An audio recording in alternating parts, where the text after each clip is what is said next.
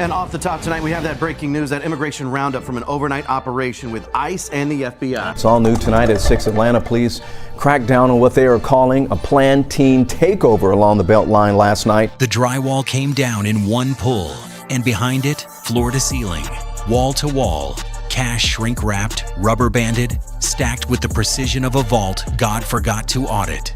$520 million inside a charity headquarters in Atlanta. And on the desk, sitting there like a signed confession, was a single donor acknowledgement letter, signed by a sitting federal judge. FBI Special Agent Director Marcus Brennan stared at it for 5 seconds. Then he picked up his radio. "We're going to need the Attorney General."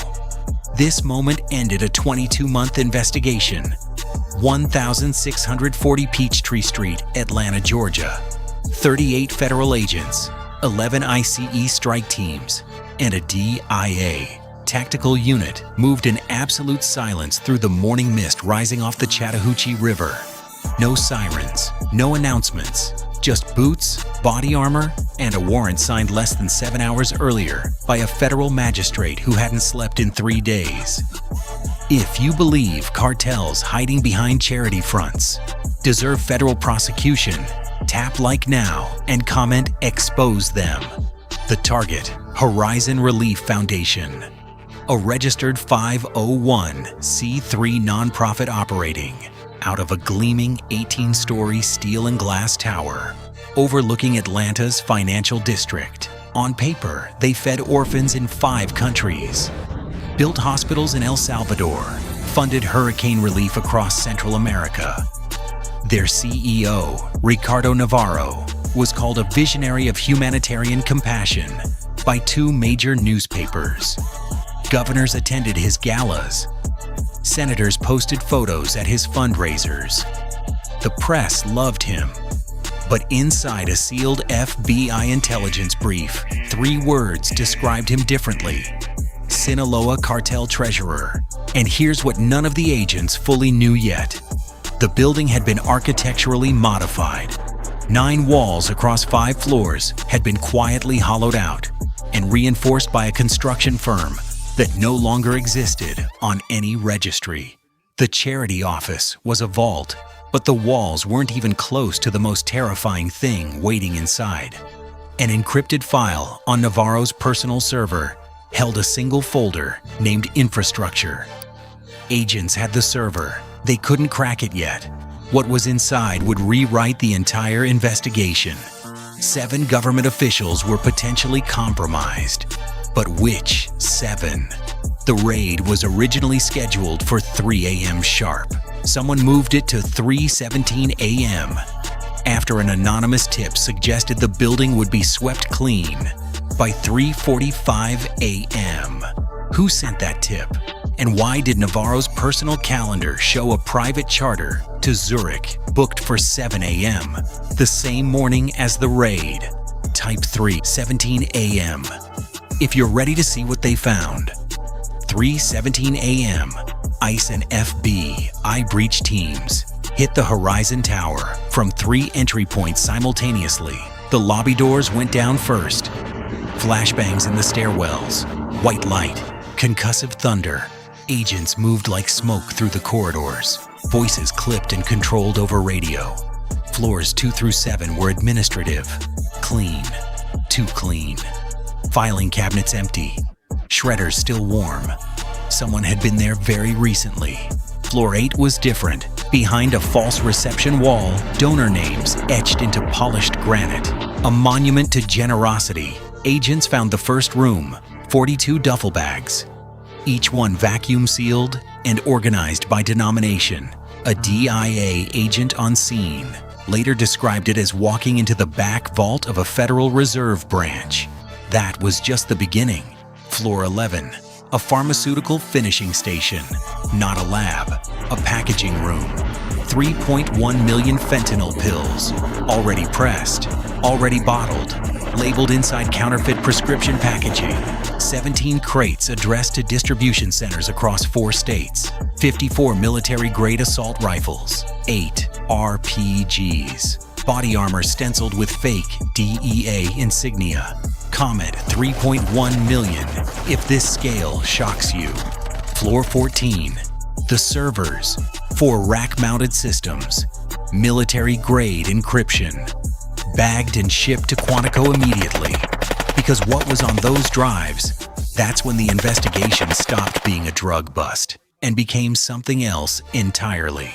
First building total, 3.2 tons of narcotics, $38 million in accessible cash, and a financial trail pointing to a network that had apparently run undetected for close to 11 years. If you think that's the big discovery, the next one is going to shake you. Stay with me. 9 hours later, FBI Cyber Command, Quantico, Virginia. Operation Silent Ledger. 4 analysts in rotating shifts attacking Navarro's encrypted servers. Lead analyst Rebecca Marsh, 31 years old, 3 years out of Stanford, almost missed the hidden partition entirely. It was buried beneath 19 layers of dummy accounting folders. But the file sizes were fractionally wrong, just slightly off. She noticed the infrastructure folder opened to a network map that kept expanding. 53 shell companies registered across the Cayman Islands, Panama, and Wyoming, each one funneling real charitable donations through a layered wash cycle terminating in Sinaloa Cartel offshore accounts. But the money didn't just vanish.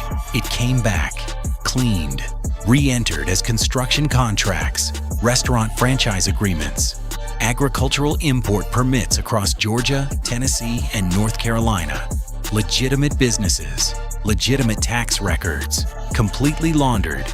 Type laundered if you see the sophistication. The financial map grew on the screens like something alive, and at the center, one name kept surfacing. Not Navarro, someone above him.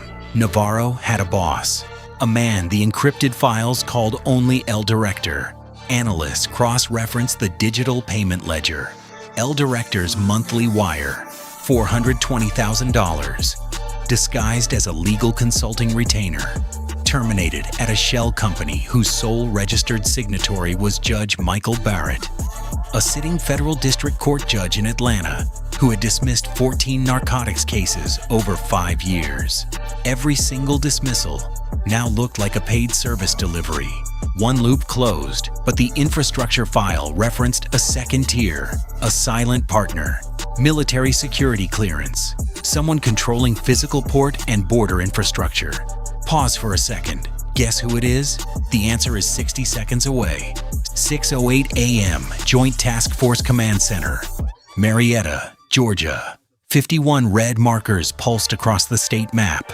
Atlanta, Savannah, Augusta, Columbus, Macon. Every node in the Horizon network illuminated.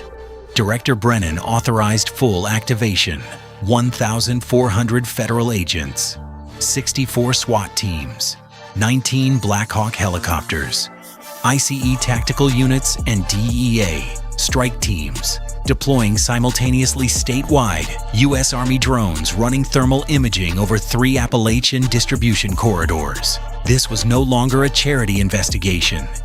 This was a state-level Sinaloa Cartel eradication operation. Comment statewide if you see the scale. An industrial warehouse outside Douglasville. A methamphetamine and fentanyl super lab running 500 kilograms weekly. Breached and destroyed in 22 minutes. A lakefront estate in Buckhead, registered to a ghost corporation. 8 senior cartel logistics coordinators arrested. $19 million in a basement safe. A freight depot in Dalton, concealing a tunnel with rail tracks and ventilation. 1.7 miles mapped, then collapsed. And in Decatur, a furniture storage facility that was not a furniture storage facility. 61 people locked in rooms with no windows. Some had been there for weeks. Agents broke the doors open. A woman shielded her eyes from the first light she'd seen in 11 days. Every radio in the command center went silent for 4 full seconds. Total across all locations, 9.7 tons of narcotics. $74 million in cash and assets, 390 arrests, 108 firearms, 17 armored vehicles. The network was down. Justice served. Over. Then, the final server cracked, and everything the task force thought they'd won became the preface to a much darker chapter. Type 9.7 tons if this seizure shocks you. This next part, I need you to focus, because this is where it gets terrifying. The last partition held one folder, 43 files, each one a dossier. Not on cartel members, on law enforcement.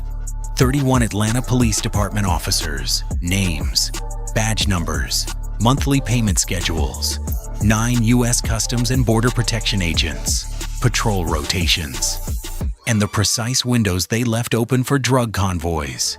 5 judges, including Barrett, 14 state legislators, 3 sitting on the Judiciary Committee, receiving wire transfers logged as real estate commissions, 59 sworn public servants, all on the Sinaloa Cartel's payroll.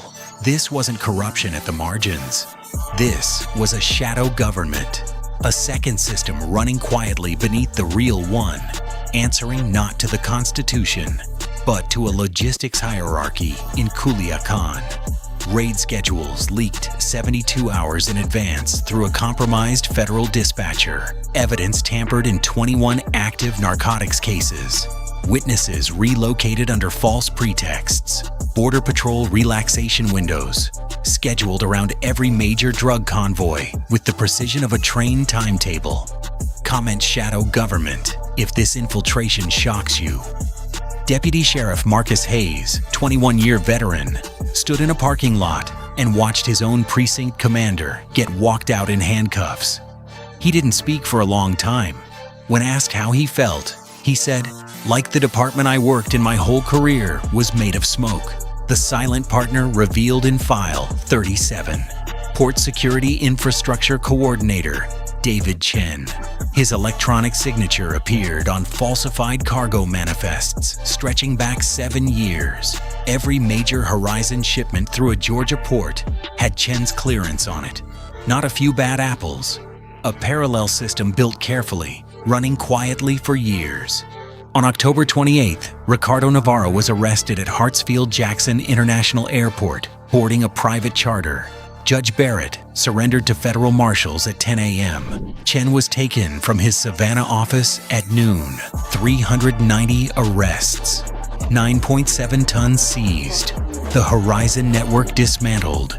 It was over. Someone in the command center brought coffee. Someone else said it was the biggest law enforcement victory in Georgia history. Then an analyst's voice cut across the room, quiet and flat. "You need to see this." Or so they thought. Type or. So they thought. If you're ready for the twist, before the final layer, stop, because the numbers in this story carry real weight. In Georgia alone, 3,100 overdose deaths. Last year, 68%. Involved fentanyl pills pressed and packaged in operations exactly like Floor 11 of the Horizon Tower. A woman named Patricia Williams lost her 22-year-old daughter to a counterfeit pill she bought believing it was Xanax.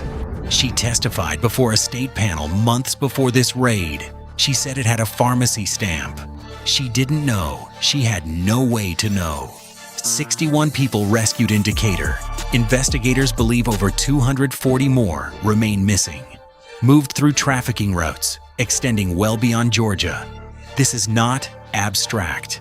This is a debt real families are still paying every single day. The infrastructure folder had a cloud backup mirrored to a Cayman Islands server, protected by a dead man's switch that activated the moment Navarro's biometric login went offline. Inside, not evidence, operational playbooks. Not for Georgia, for Tennessee, Texas, Arizona. Each state with pre-embedded shell charity infrastructure already registered. Compromised officials already identified and on retainer. Distribution networks already partially operational. Horizon wasn't a laundering operation. It was a franchise pilot. Atlanta was version 1. They didn't just infiltrate the system, they redesigned it. And taking down one network didn't end anything. It revealed how many more were already running.